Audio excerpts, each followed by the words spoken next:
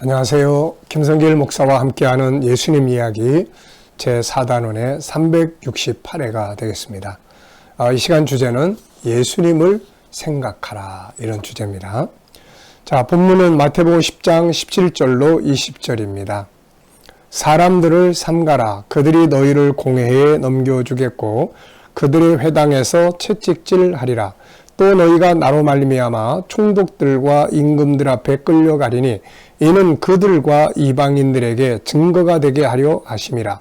너희를 넘겨줄 때에 어떻게 또는 무엇을 말할까 염려하지 말라. 그때 너희에게 할 말을 주시리니 말하는 이는 너희가 아니라 너희 속에서 말씀하시느니 곧 너희 아버지의 성령이시니라. 아멘. 세상에서 시련을 겪게 될 때 승리의 비결 중에 하나는 고난을 당하신 예수님을 생각하는 것입니다. 예수님은 제자들을 보내시면서 너희가 사람들 앞에 끌려가고 공회에 잡혀가고 또 채찍들도 당하고 핍박을 받게 될 것이다 라는 말씀을 하셨어요. 이때에 우리를 도와주시는 성령님의 역사가 있다. 그래 담대해라, 이런 말씀이고, 그런데 이제 또 하나는 우리가 고난당하신 예수님을 생각을 하면 고난당할 때 꼭 이렇게 핍박받고 하지 않더라도 세상의 어려움 속에서도 이길 수가 있습니다. 아주 중요한 승리의 비결이 고난 속에서 예수님을 생각하는 거예요. 자, 사도 바울은 이 부분을 이렇게 이야기를 했습니다. 히브리서 12장 3절을 보면 너희가 피곤하여 낙심하지 않기 위하여 죄인들이 이같이 자기에게 거역한 일을 참으신 일을 생각을 해라, 이렇게 당부를 하고 있어요. 이때 당시에 이 히브리서를 쓰게 될 당시에 교인들이 핍박을 많이 받고 있었습니다. 그래서 이 유대교에서 개종했던 신앙인들이 핍박을 받으니까 예수를 버리고 다시 자기들이 원래 가지고 있었던 유대교로 돌아가려고 한 사람들이 많았죠. 그래서 이 사도 바울이 히브리서를 쓰면서 돌아가면 안 된다. 여기서 떠나면 구원의 길이 이제 없다. 이런 이야기를 이제 쭉 한 거예요. 그러면서 이제 히브리서 12장 3절에서 힘들고 어려울 때, 핍박을 받을 때 고난을 먼저 받으신 죄인들의 이같이 자기의 거역한 일을 참으신 분을 생각을 해라.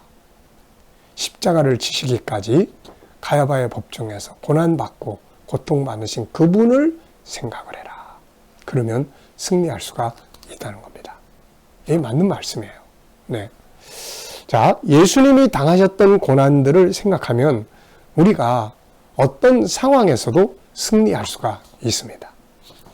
이 시간에는 제 개인 간증을 좀 말씀드리려고 합니다. 여기와 관계돼서. 저는 세 가지 이야기를 좀 하려고 해요. 먼저 첫째는 제가 이제 그 사명을 준비할 때였습니다. 이때 교회에서 목사님이 나보고 사무일을 보라고 하셨는데 급여가 많지 않았기 때문에 당연히 생활에 쪼들림이 오게 됐죠. 그래서 목사님하고 이야기를 나누고 나서 제가 이제 교회 일하고 세상 일을 병행을 했습니다. 그래가지고 그때 당시에 새벽 기도를 마치면 이제 부랴부랴 제 일터가 이 강남 쪽에 그때 새벽에 하는 일을 좀 했어요. 일반 잡일이죠. 내가 시간을 통해서 하는 일이니까. 그런데 겨울에 그 일을 하고 이 성수대교를 차를 타고 이렇게 딱 건너가는데 그렇게 슬픈 거예요, 이게. 이게 내가 지금 도대체 이 고생을 왜 해야 되는가.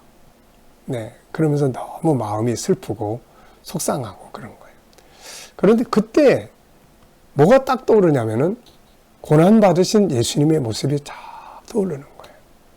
채찍에 맞으시고 십자가를 지시기까지 그 고난받으셨던 그분이 딱 떠오르는 거예요. 그분이 딱 떠오르자마자 무슨 생각이 드냐면은 주님 너무 죄송합니다. 그리고는 이 고난, 이 어려운 시간을 보내고 있다는 사실이 주님의 일을 위해서 내가 연단 받고 훈련한다는 생각이 드니까 주님을 생각하니까 이게 막 기쁨의 눈물이 나기 시작하는 거예요. 그래서 눈물로 감사하면서 성수대교를 건넜던 그런 기억이 납니다. 또 하나는 이제 목회자가 됐습니다. 목회를 하다가 초기에 참 많이 힘들더라고요. 내 생각대로 되지도 않고. 그래서 막 너무 힘들어가지고 주님 이걸 해야 될까요? 말아야 될까요? 정말 너무 힘드네요. 그리고서는 강단 앞에 엎드려 있는데 예수님이 주님을 생각나게 하시는 거죠. 그러면서 그분이 이런 말씀을 성령의 감동을 하시는 거예요. 목회가 힘들지? 네, 너무 힘들어서 못하겠네요. 그래, 나도 말이야, 목회해봤다. 12명 데리고 목회를 했는데 그 중에 하나는 날 팔아먹고 수제자라고 했던 제자는 나를 3번이나 모른다고 부인하고 그렇게 나에게 충성을 다하겠다고 했던 제자들이 다 도망가 버렸다. 사람들은 내 얼굴에 침을 뱉고 주먹으로 나를 치고 조롱했고 채찍은 내 몸을 갈기갈기 찢어냈다. 너는 아직 너의 얼굴에 침 뱉은 사람은 없지 않느냐. 이 생각을 다 주시는데 이게 갑자기 생각이 다 변하는 거예요. 그래서 그 생각을 하니까 내가 너무 죄송한 거예요. 그래, 난 아직도 내 얼굴에 침 뱉던 사람 없고 나에게 채찍질하는 사람 없는데 내가 뭐가 힘들다고. 그래서 오히려 주님 앞에 회개하고 또 기쁨으로 다시 일어섰던 그런 또 시간들이 있었습니다. 또 한 번은 역시 이제 목회하면서 이제 사람들로부터 배신도 당하고 또 여러 가지 그런 상황에서 막 힘들고 어려운 일들을 만날 때 그때도 이제 너무 힘들어가지고 주님 이거 해야 돼요. 말아야 돼요. 나 이제 진짜 더는 못 가겠습니다. 막 그러고 있는데 제 사무실에는 그 예루살렘 감람산에서 예루살렘 이렇게 내려다보시는 그 주님의 그 그림 한 점이 붙어 있어요. 그래서 그 그림을 이렇게 보면서 주님, 이럴 때 주님이라면 어떻게 하시겠습니까? 저는 이제 그 질문을 많이 하거든요. 그랬더니 예수님께서 내 생각 속에 가야바 법정을 생각하게 하시는 거예요. 가야바 법정을 잘 생각나게 하시면서 그 상황을 느끼게 하시는 거예요. 봐라. 이 둘러선 사람들이 다 나를 죽이려고 하는 사람들이다. 나는 혼자다. 베드로는 내 면전에서 나를 모른다고 하고 제자들은 아무도 나를 변호하지 않고 다 도망가 버렸다. 내 주변에는 나를 죽이려는 사람들만 가득 차 있었다. 그들은 내 얼굴에 침을 뱉었고 내 얼굴에 주먹을 치고 그리고 거짓 증언을 하고 나에게 사형을 선고했다. 내 편은 아무도 없었다. 그런 상황 속에서 내가 왜 거기 있었는지 아니? 나의 가야 할 길이 그 길이기 때문이다. 그러면서 이런 말씀하시는 거예요. 네가 목사된 이유가 뭐냐?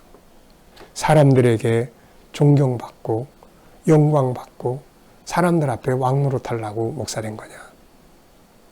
아니지 않느냐? 너도 그냥 묵묵히 너의 길을 가. 그것을 위해서 네가 목사된 거 아니냐? 아, 참 이 말씀이 이게 다 떠오르는데요. 진짜 주님 앞에 너무 죄송스럽고 그 가야바의 법정의 장면이 다 떠오르는 거예요. 혼자 서 계신 그분, 온갖 멸시천대 다 받고 계신 그분, 아무도 그를 존경하거나 그를 높이거나 하는 사람이 없는 그 상황에서 그 자리를 벗어나지 않고 거절하지 않고 그 자리를 묵묵하게 자기 길을 가시는 거예요. 그게 바로 그분이 이 땅에 오신 목적이니까요. 나도 모르게 어느덧 사람들에게 존경받으려고 하고 사람들이 나를 높여주기를 바라고 그 위에 서서 왕노릇 하려고 하고 이런 내 모습을 보면서 참 많이 회개하고 다시 일어섰던 그런 기억이 있습니다. 내가 목사 된 건 사람에게 존경받고 용응되고 왕노릇 하려고 한 게 아니라 내가 주님으로부터 받은 그 길, 가야 할 그 복음의 길, 그게 있기 때문에 이 일을 한 건데 그 길을 잊지 않고 가야 되는 거죠.